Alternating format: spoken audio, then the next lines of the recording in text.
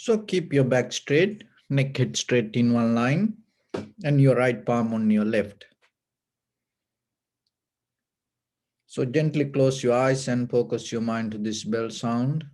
And while you're focusing to the sound, mentally relax your body, relax your mind, relax your breathing with your thoughts. Do nothing extra. Just follow the sound, please.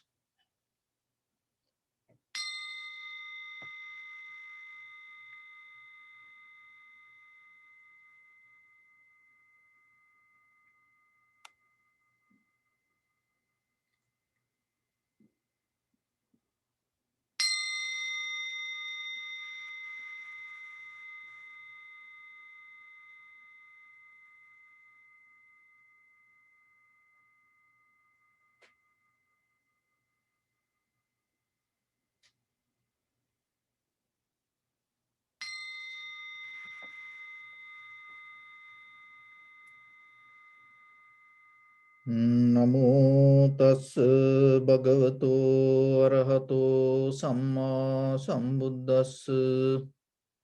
Namo tassa bhagavato arahato samma sambuddhassa. Namo tassa bhagavato arahato samma sambuddhassa. Homage to the Blessed One, the Exalted One, the fully enlightened One. So, dear Dhamma practitioners, when we practice this meditation technique, one of the important things that you have to remember, it is not empowering the self. It's mainly help you to get out of the self and recognize the very nature itself happening as it is. So when it comes to observation, always remember, without any kind of conversation inside you, without any kind of habitual patterns, or without any doubt, just try to focus to the sensation of inhalation, exhalation. And it is not thinking about it. It is seeing through your mind. Seeing through your mind is completely different than the way you see through your eyes. So when it comes to see through your mind, it is a skill that you have to develop.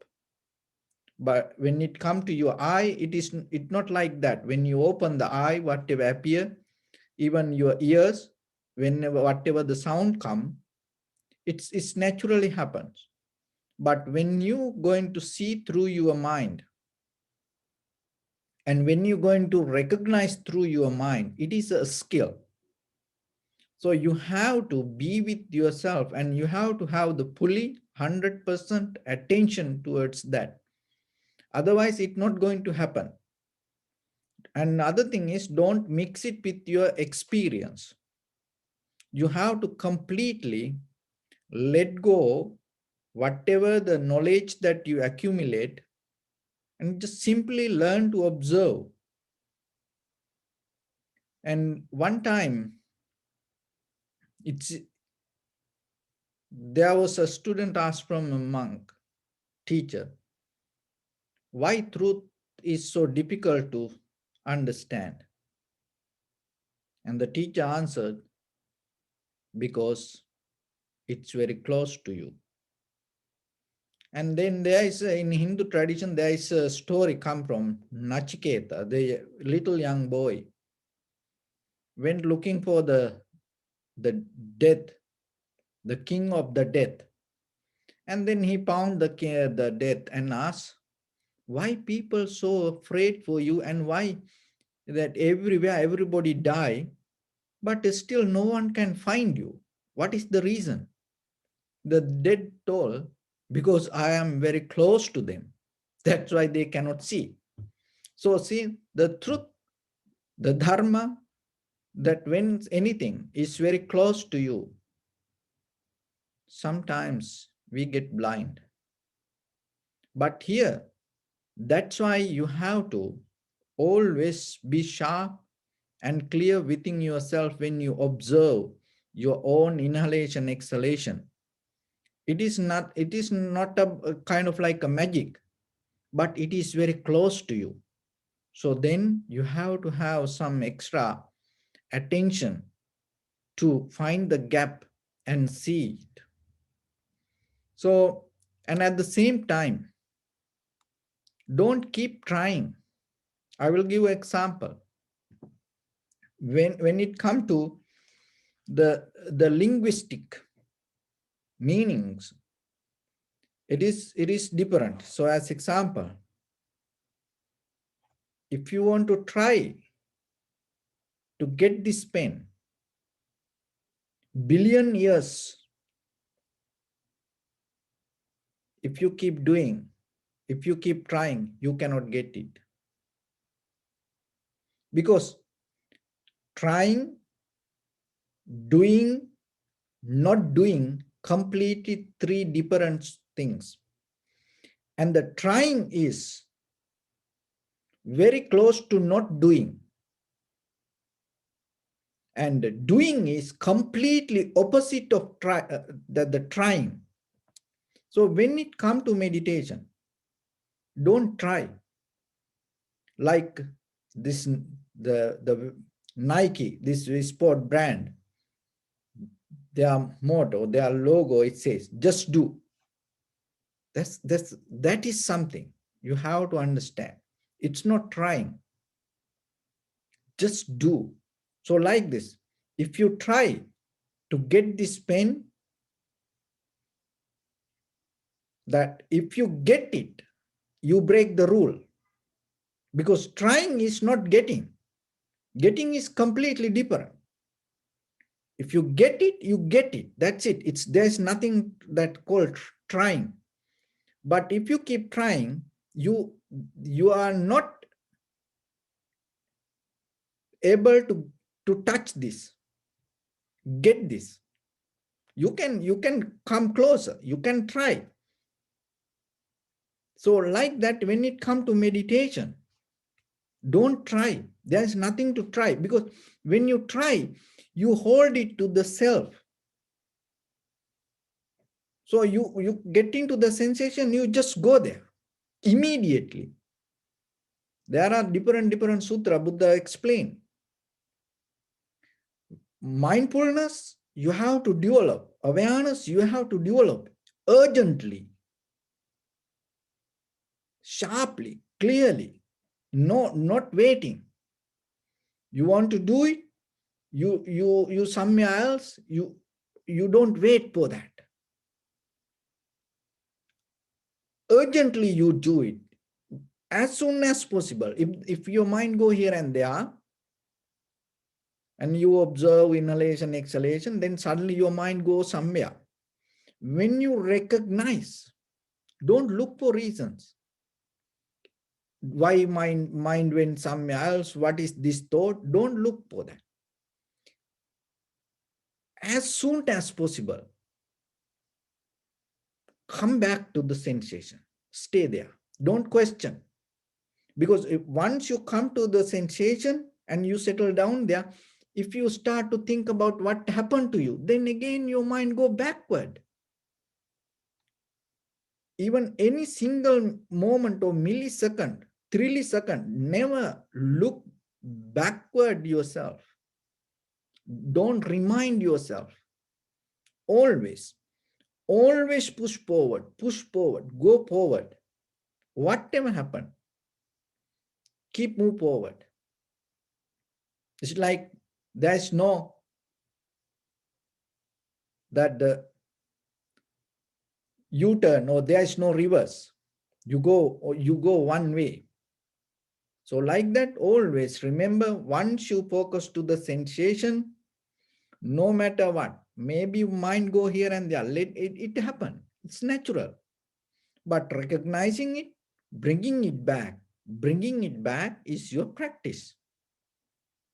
So then when you do that, you don't try, you just do it. Trying is not doing. When it comes to doing, it is nothing to try. So remember that. Be urgent, quick, and don't find a gap in between your thoughts. So remember that, and then again and again keep focus to the sensation. In a certain level, your sensation slowly settle down, and your mind start to settle down with it.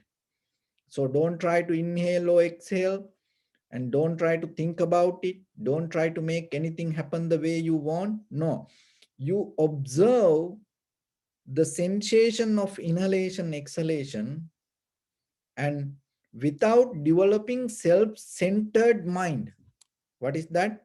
Oh, I do this. No, never come to that point. After the session, I will explain why you should not do that way. So then always remember, just completely, once you recognize the sensation, be with it. And then observe the entire continuation of the inhalation, exhalation. We call the whole breath body from beginning to end. Inhalation or exhalation, or observe the length and the depth of the inhalation, exhalation. Some become longer, shorter, heavy, soft, warm, cold, and just whatever happen, just recognize, get out of your self identity. Don't think, oh, I do meditation, I am practicing meditation. No, you completely remember that the sensation itself is you. It is not something separate from you. That's why. So you recognize the sensation mean, then you cannot separate that experience thinking, oh, I observe sensation. In the beginning, this practice point of view, sometimes we explain things. But remember, when it comes to practice, sensation itself you. So be there with it. Urgently, clearly, sharply, with energy, not with the lazy, lethargic, sleepy mind. Why? Because this is the only thing that you do for you. This is for you. There is no any other time maybe for you. So maybe this is the last time you're going to do. Maybe this is the last time I'm going to be here. So then why you cannot just keep your single moment of thought to your own inhalation, exhalation? It is not telling about, thinking about something or following something or chanting. No, your own inhalation, exhalation. Why you cannot do it? Just question yourself. You maintaining this body 24/7, and you feeding it and take care of it. And this is not you doing for somebody else. So you do a lot of things. You are capable to do a lot of things. You are a well experienced person in this outside world. But question yourself, why you cannot just settle down with your own inhalation, exhalation for a few minutes? And if you settle down with it, then from there, you go to Vipassana level of that. So in the Vipassana level, we observe the impermanent, unsatisfactory nature and selflessness of our own experience, not something outside. So whatever you experience as sensation or as sound or as smell, so even as thought, whatever come to you, just see how it appeared that way without your invitation, without your request. It itself appeared. And then itself disappearing, itself changing. And you are just in the middle of this all. You are just experiencing and keep go through this all the experience. You even that yourself, you have no power over that any experience. So as example, the sound, you have no power over to reject this bell sound. No matter what, no, it doesn't matter who you are.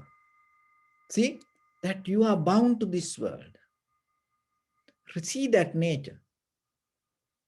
Don't think, oh, I observe sound, or I am the one who's recognizing it. No, that this sound itself you. So whatever seeing the same. So then when it comes to the mind, it is not you think itself you. The thinking pattern itself you. Sensation. It is not you experiencing sensation. The sensation itself you. So then there is no subject and object to separate. So whatever the object itself become the subject and subject itself become the object. So that is vipassana. And then the experiencer, so whatever you experience itself, it change the recognizer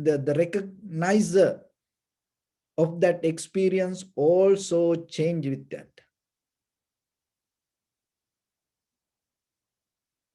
So that is when you observe that moment by moment, then you will recognize deeply that your life itself mean that life itself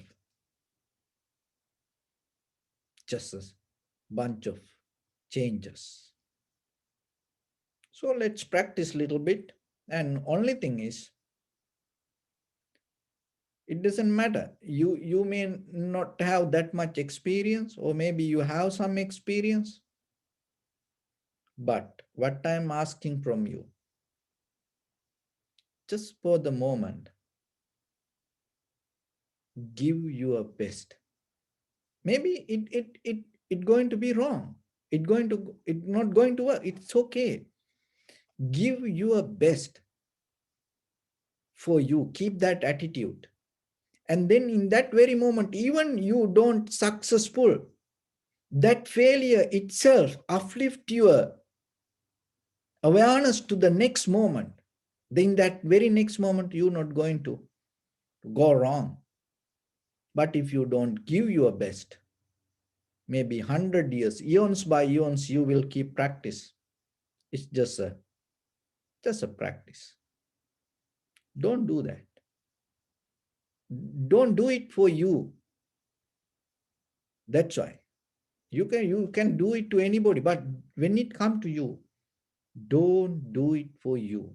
Do the best, do the 100%, do the maximum, do the highest for you. Keep that attitude.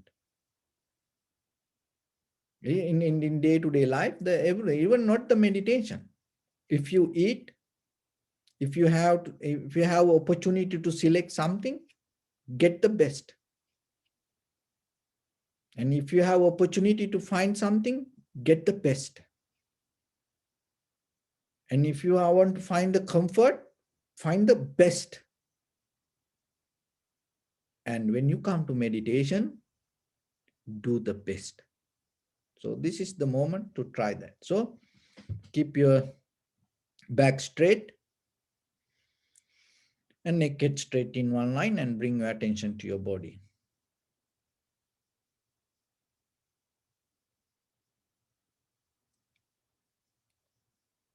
Scan head to toes 3 times yourself and say Sopatveva, or may I be well and happy 3 times.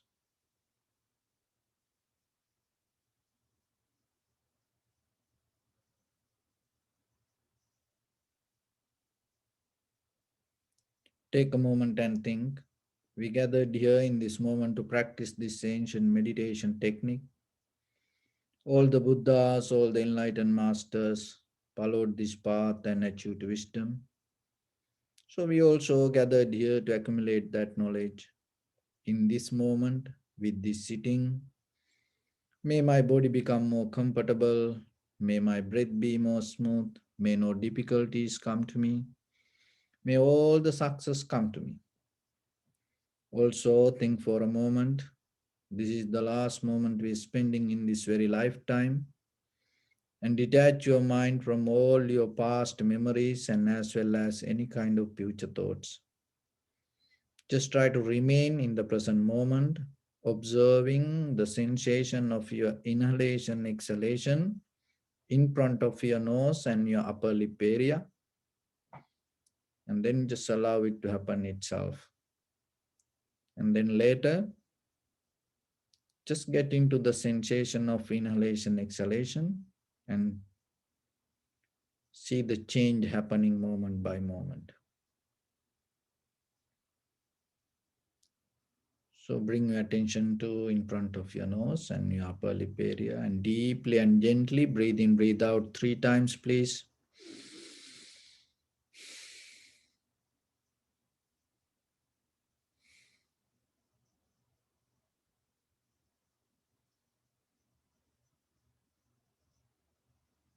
Just bring your attention and observe the sensation. Allow your inhalation, exhalations happen naturally itself. So don't try to inhale or exhale. Don't try to think about it. Just be with the sensation.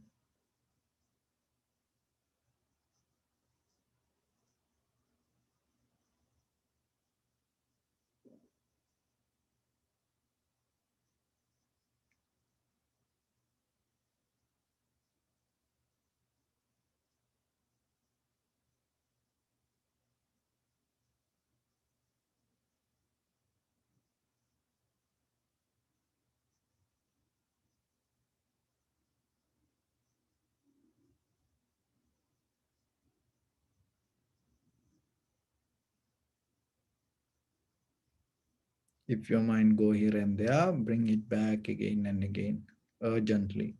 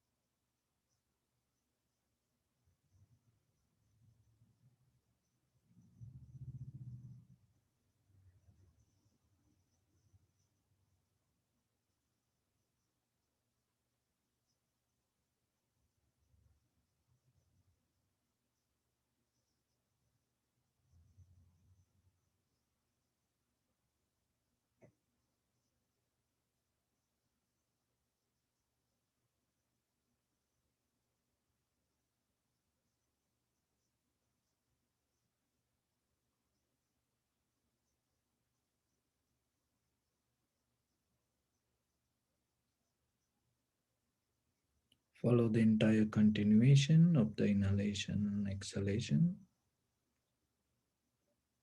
Knowingly, this is the beginning, this is the middle, this is the end of the inhalation or exhalation.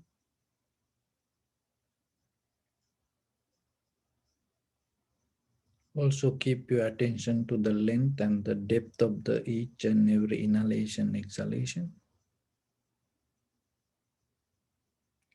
You may experience some inhalation, exhalation become longer, shorter, heavy, soft, warm, cold. Just recognize it.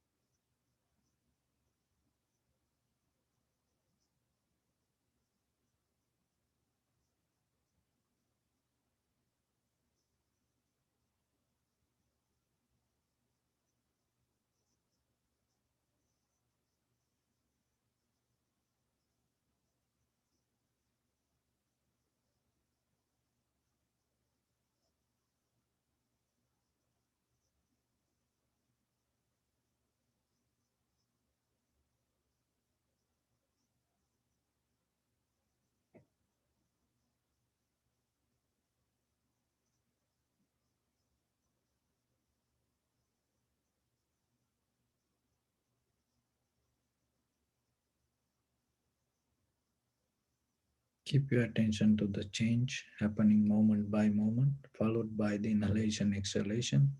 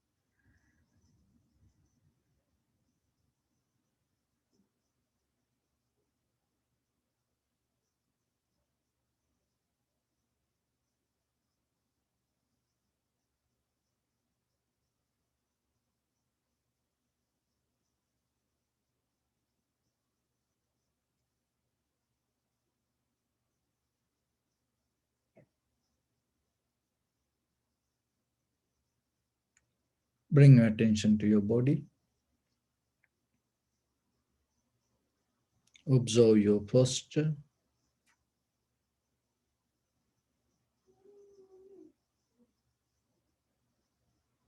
We cultivate loving kindness and compassion in our heart and radiate it as a light through entire your compound, village, city, state, country, world, around this universe. Also, as far as you can, through galaxies, other planets, stars, reminding yourself like this with clear intention, mentally repeat after me. May all living beings in this universe be well and happy.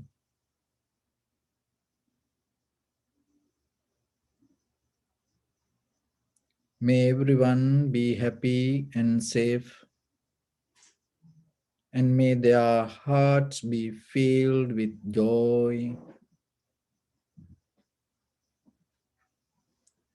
May all living beings live in security and in peace.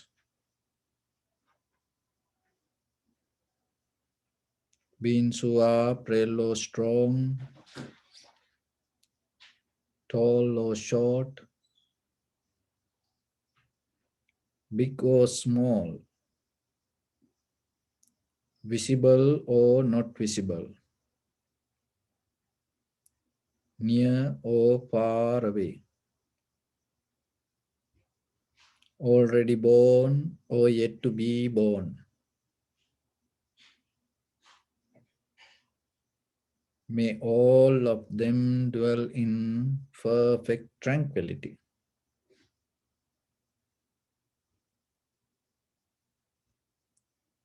Let no one do harm to anyone. Let no one put the life of anyone in danger.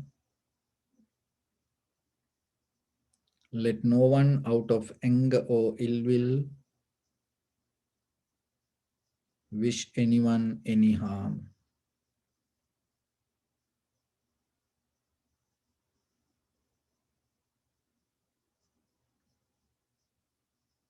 Expand the loving kindness and compassion beginning from your heart.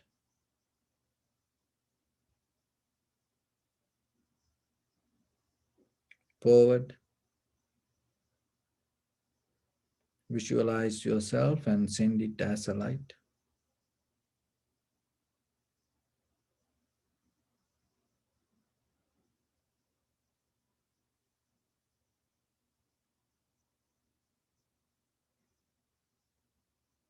To your backside,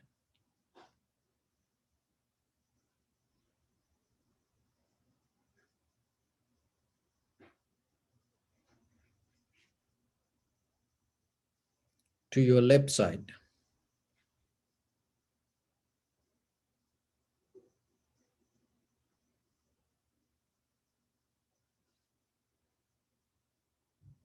and to your right side.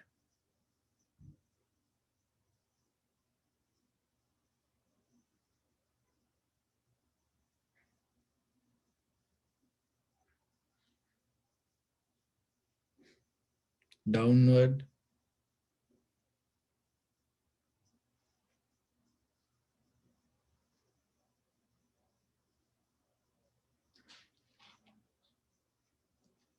and upward.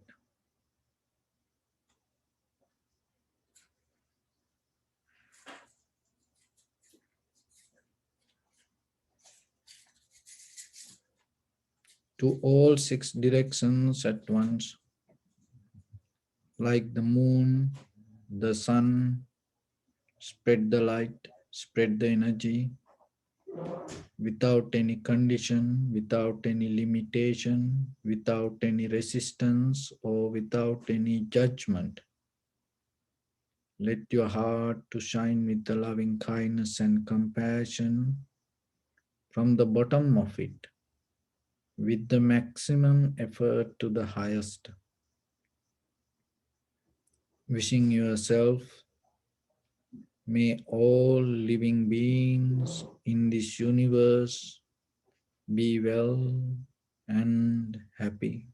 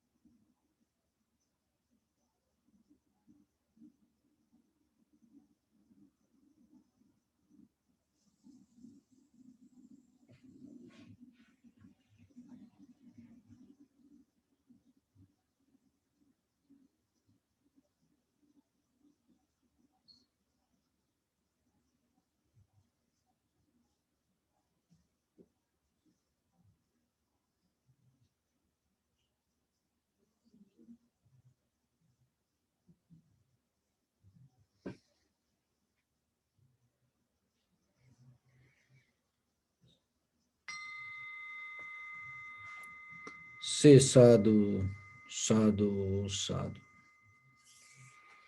So, dear Dhamma practitioners, there was a laundry man. Every day he go to river to wash the clothes. And then one day he found a piece of rock, beautiful, shining. And he didn't know what it is. So what happened? On the way back to his home, he met his vegetable man. And he saw, look at my friend, I found this piece of rock. It looked beautiful. So the vegetable man told, oh, that's beautiful. And then he exchanged that piece of rock to a bag of vegetable. So the laundry man took the vegetable and he was so happy. Oh, this is a piece of rock. I can get a vegetable bag. And he took vegetable bag and went home. He became so happy. And then the vegetable man, he cleaned up his place, and on the way to his home, he met the fisherman. So then he showed that piece of rock to the fisherman and told, look at my friend. This other friend found this and I just exchanged it to bag of vegetable. And then the fisherman saw that and gave some fish and exchanged the piece of rock to some fish. A vegetable man was so happy. Oh, today is this piece of rock. I can get some fish. And he also became happy. So the fisherman, on the way, he had a friend, gem cutter. And on the way to his home, he met this man and saw, hey, my friend, do you know what is this? This looks shining. Is there any idea? What is this? And the gem cutter saw that and told, oh, this is so valuable. This is a very expensive gem. And then he offered some money, and the fisherman was so happy to get that money, and he gave that gem to the gem cutter. So our life also like that.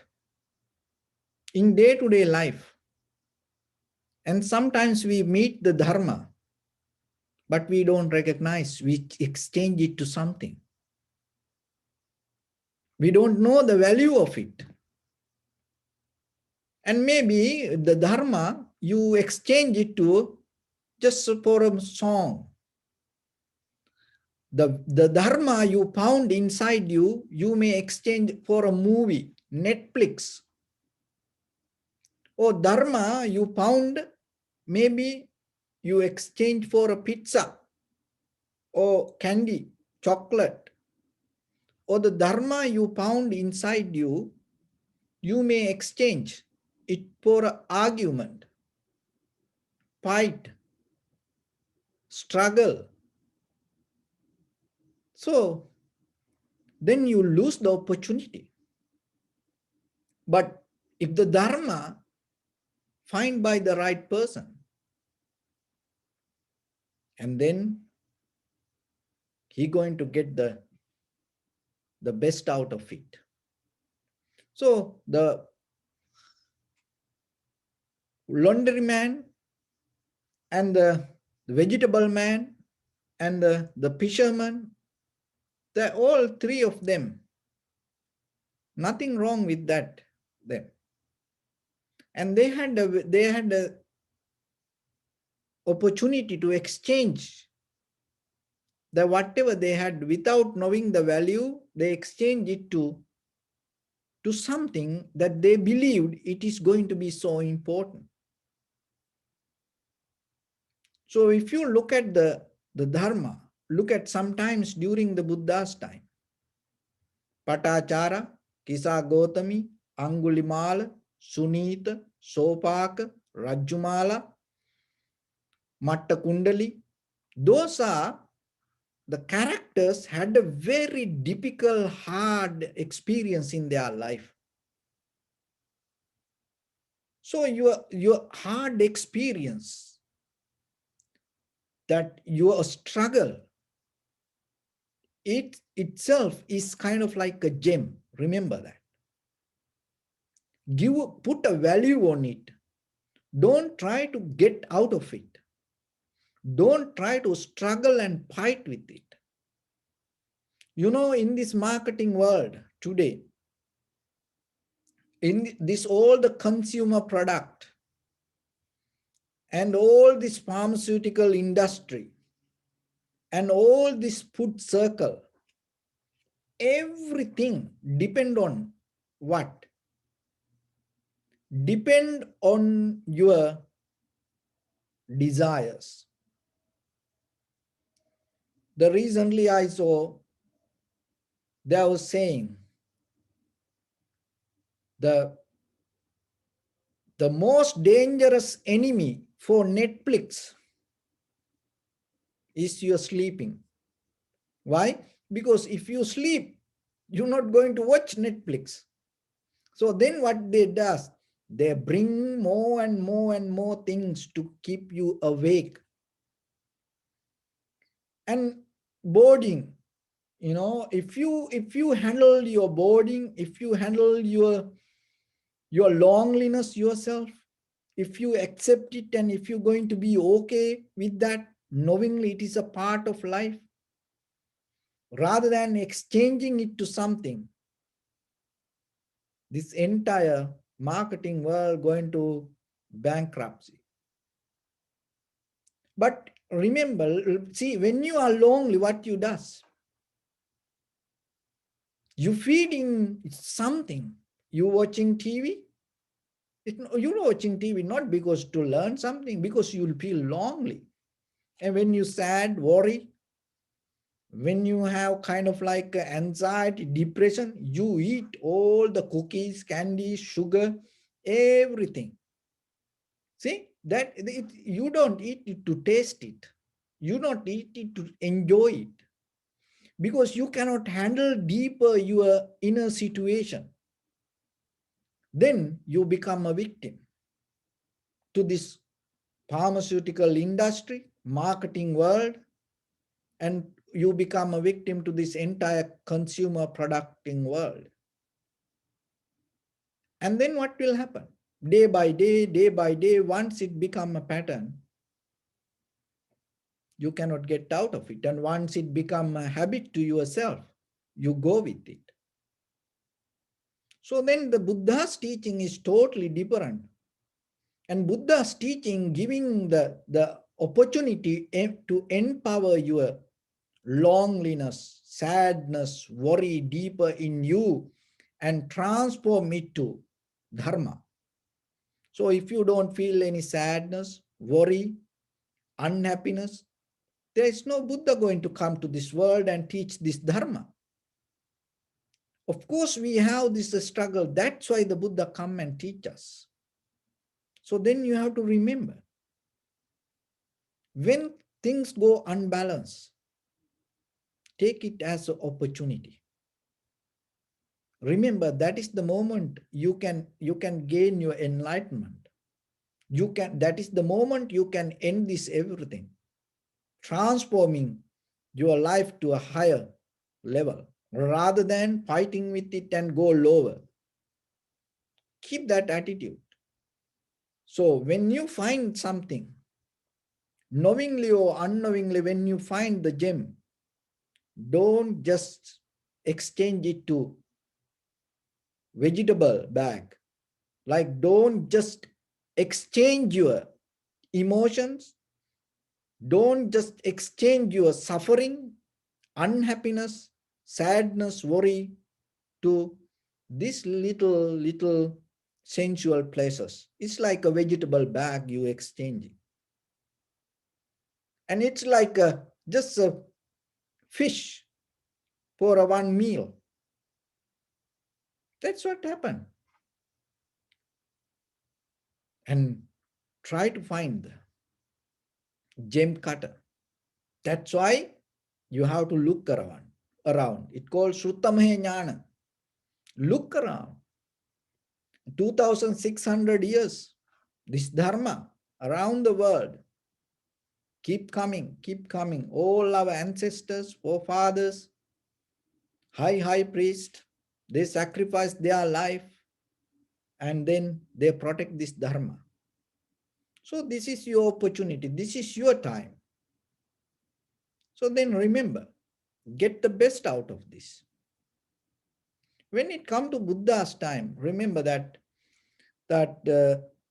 before the Buddha even, 5 precepts used to be with in the world.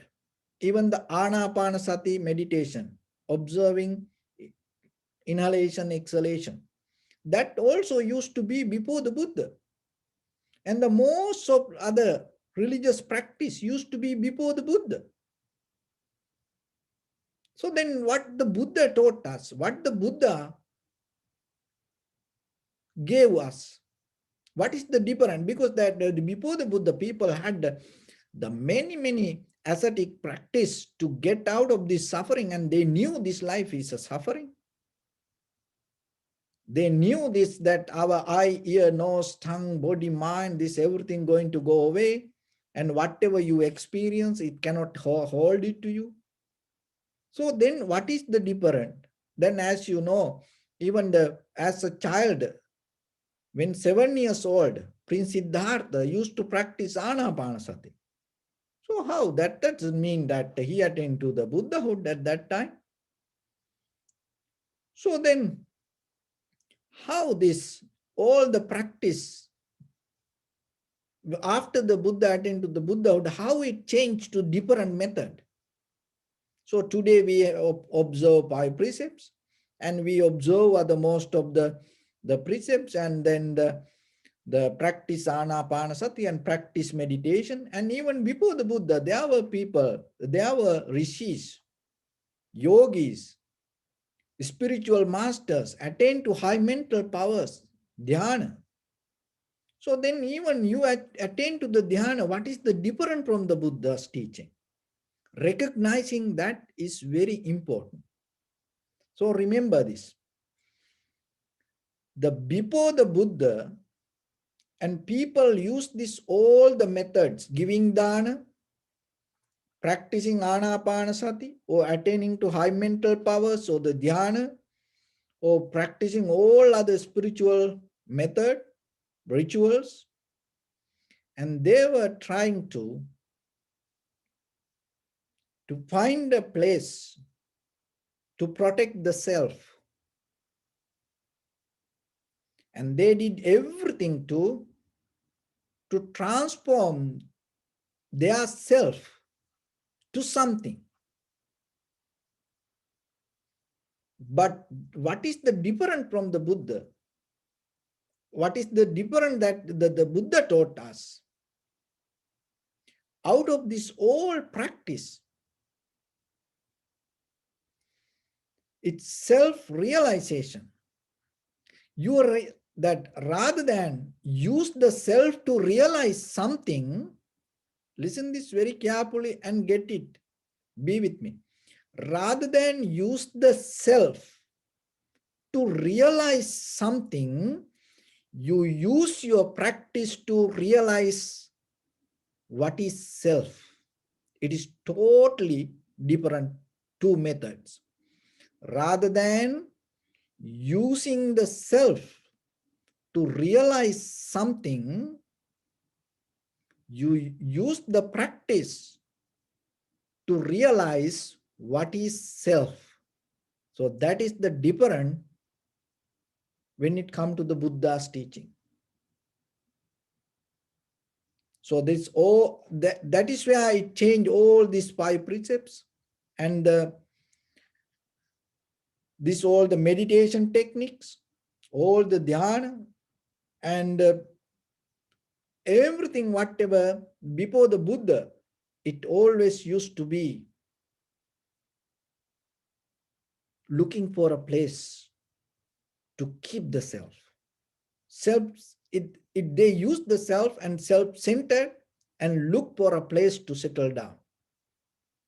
In liberation, self-liberation, and they were trying to secure the self and then liberate with that self-centered mind.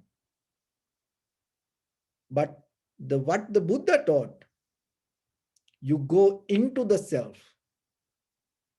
and look, what is this?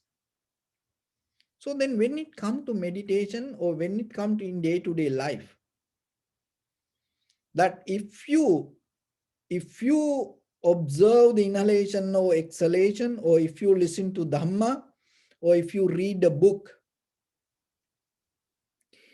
that whatever that knowledge or whatever that information, or even with the meditation, whatever the experience you catch as a primary mental object, wherever that you focus, whatever the experience you get. So listen this very carefully and keep it in your mind. So whatever the information you read from the books or experience you get out of the practice, listening to Dhamma, never try to convert it to your experience, or never try to understand it by using what you know, because that is what people like. Oh, I like that. Oh, I like that Dhamma talk. Oh, I like that meditation. Mostly what we does, that is totally different from the, that is why that we cannot get into the what the Buddha taught. Because if you want to get the what the Buddha taught, you cannot mix it with what you know. Why? Because the Buddha taught completely something different. So if you, that the mostly what we does, rather than look what it is, we get it and we convert it to our knowledge or our experience, and then we understand it. And it make you comfortable. And it make you happy. It make you kind of like, oh, I understand that. Oh, I recognize that. But you recognize it within the knowledge what you know. So the technique then, remember, even when you practice meditation, that's why when it comes to vipassana, I'd say, be with the moment even without comparing or without mixing whatever the technique or the knowledge or the thoughts with the experience. So when you listen to the Dhamma, don't try to get it to yourself and then mix it with your experience. Then maybe you come with the, oh, then how about the Kalama Sutta, what the Buddha taught in Kalama? The Kalama Sutta is kind of like the gem. When the gem cutter found the gem, he no need any explanation regarding the gem because he know what it is. But remember how the laundry man, how the vegetable man, how the fisherman couldn't recognize that gem. So that's why we are still in the samsara. That is the proof that understand we are kind of like the fisherman or the vegetable man or the laundry man. So then if we still keep converting it to our inner understanding, what we does, we kind of like exchange that the Dhamma to bag of vegetable or some fish. So then you have to jump the line. That line is your self-experience. So that is where you have to have the trust regarding the Buddha's teaching. Or you have to completely 100% surrender and accept and look for the truth, Dharma. Even forget about the Buddha. Look for the Dharma, truth. Early morning, have a wish yourself. May I find the truth. May the truth come to me. Keep looking. It's going to come to in front of you. But even in psychology, even this modern psychology, and they found out that one of the beauty in this human mind, you have beautiful wishes, hopes, dreams, and you keep praying. This happened to all of us. And when that appear in front of you, your own dream, you are the one who manifest it. You are the one who ask for that. You are the one who pray for that. When it appear in front of you, you run away. This happened all over the world with everyone. There are very few can pick it.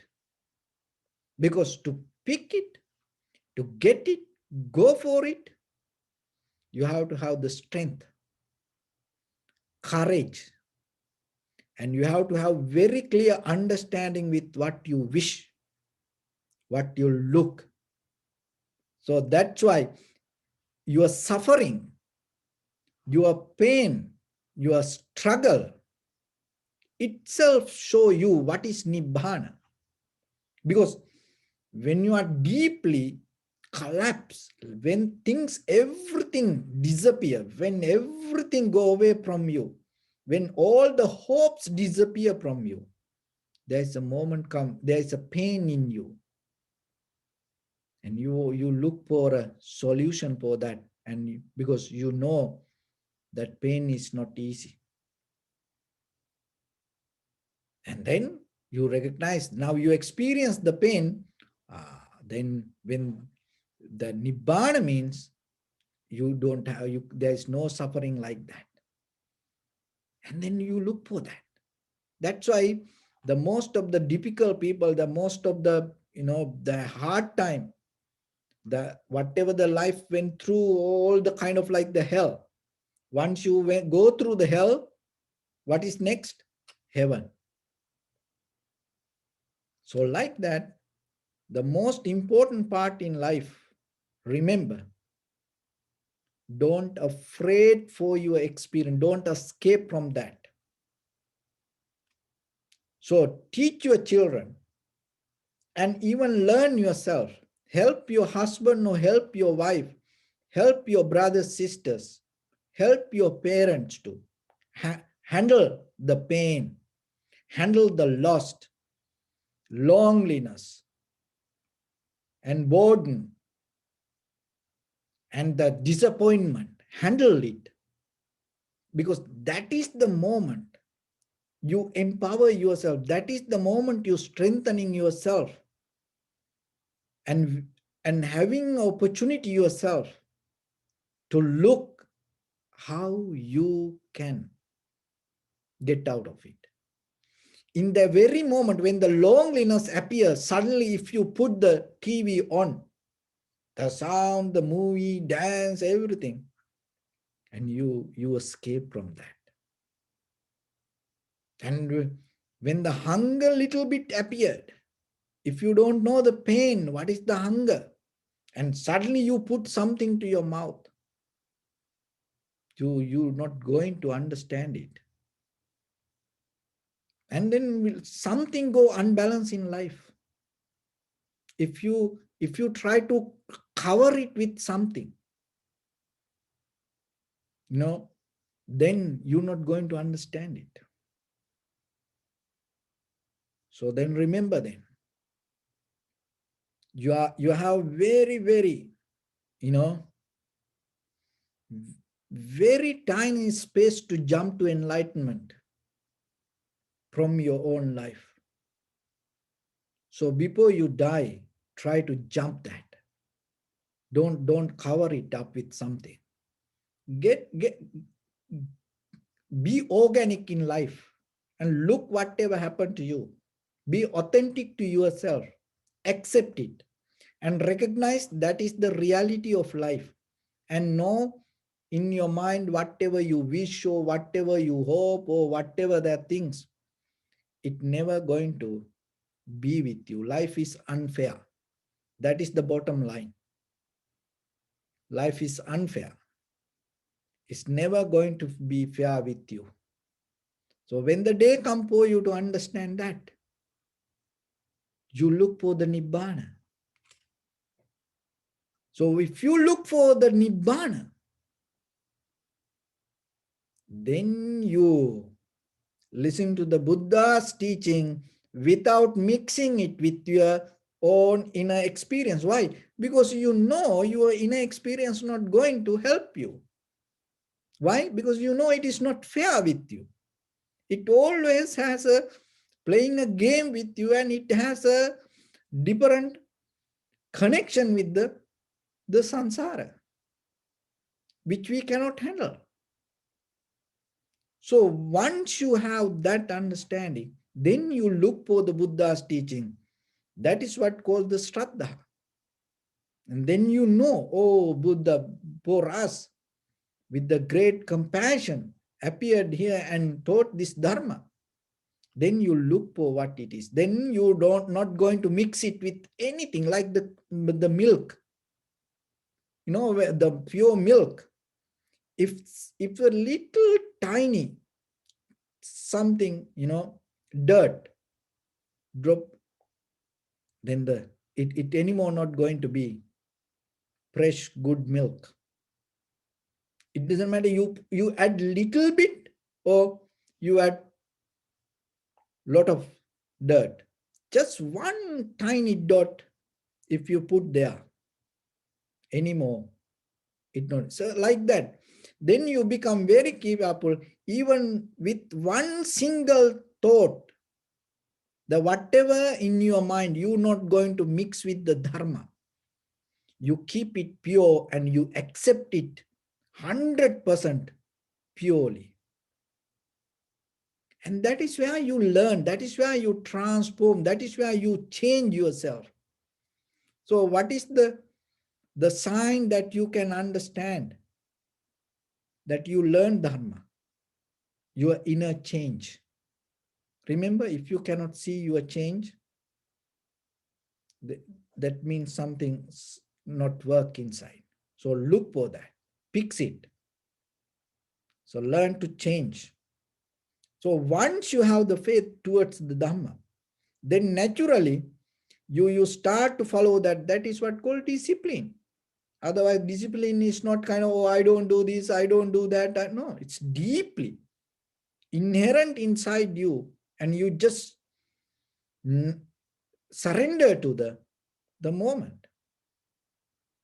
And then itself, you become mindful moment by moment. Whatever you come to your eye, ear, nose, tongue, body, mind, you recognize it without mixing your ideas to it. Why? Because you know it is the opportunity for you. You're not going to miss it. Then that is what called sati.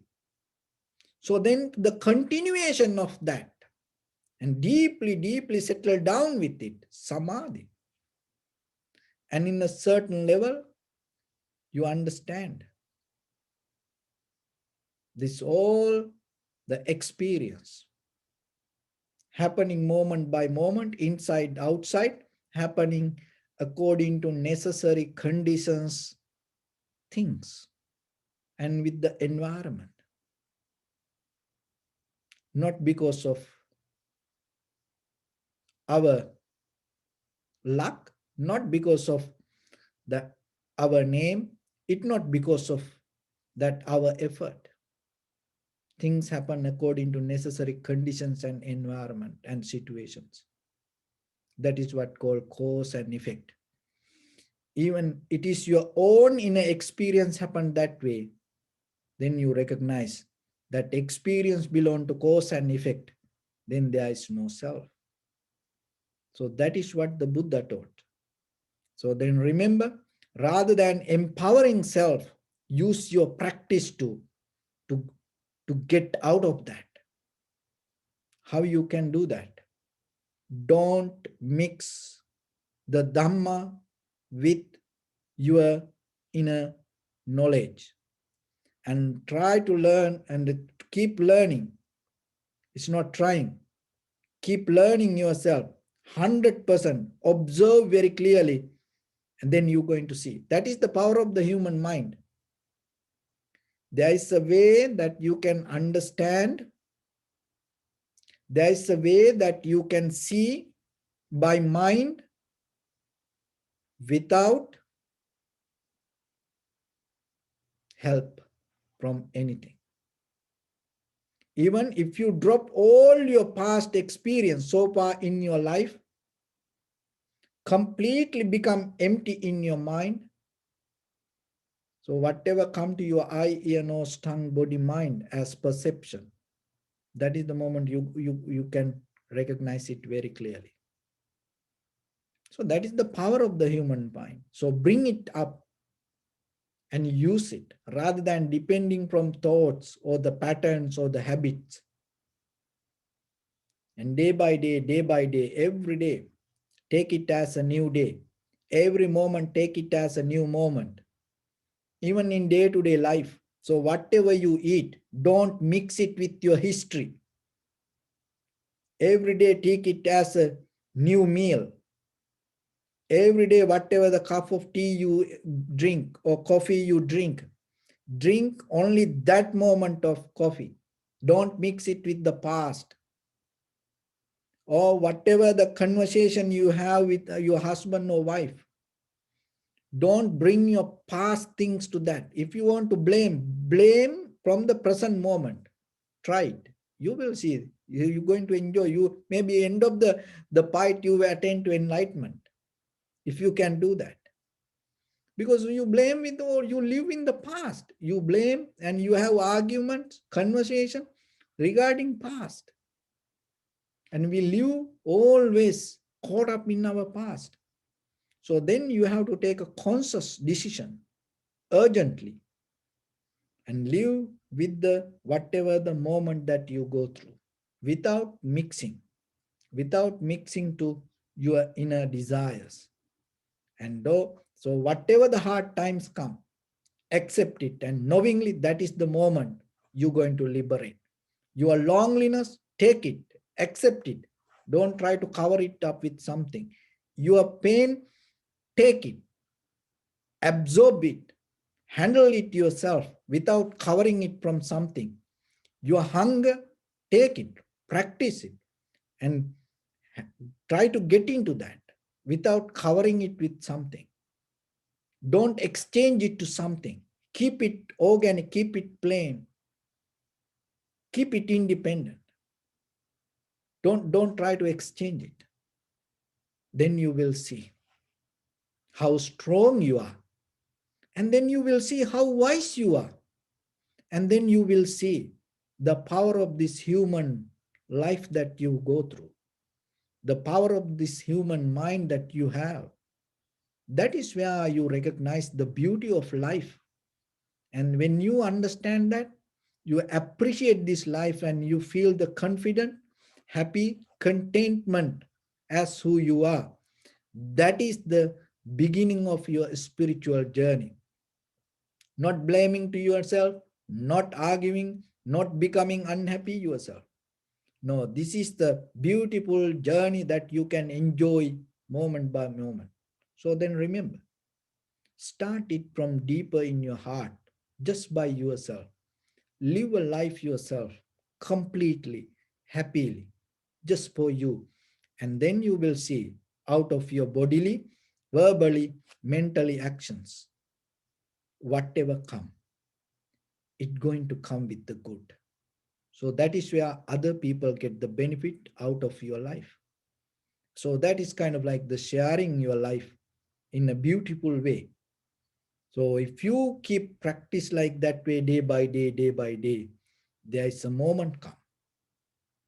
The Nibbana going to be in front of you. And then you develop the strength through the journey to pick it. You're not going to escape from that. And your liberation, your transformation become the bliss for your journey. So then take that opportunity and day by day, look for that path and practice yourself knowingly. That is the highest path that you can walk in this human life. So with that, I bless upon everyone with this good practice. May all of you be well, happy and peaceful. May no harm come to you. May no difficulties come to you. May no problems come to you. May you also have the patience, courage, understanding, and determination to meet and overcome inevitable difficulties in your life. During this time period, may everyone stay healthy and safe. And finally, may all of you attain supreme bliss of Nibbana. Sabbityo vajjantu sabbarogo vinastu mate bhavatantarayo sukhi digayuko bhava. Ettavata cha ammihi sampadam punya sampadam sabbe deva numodantu sabba sampatti siddhya. Sabbe bhuta numodantu sabba sampatti siddhya. Sabbe satta numodantu sabba sampatti siddhya. Idamme punya kammang asavakkaya vahang hotu. Sabba dukkha pamuncatu. Bless you.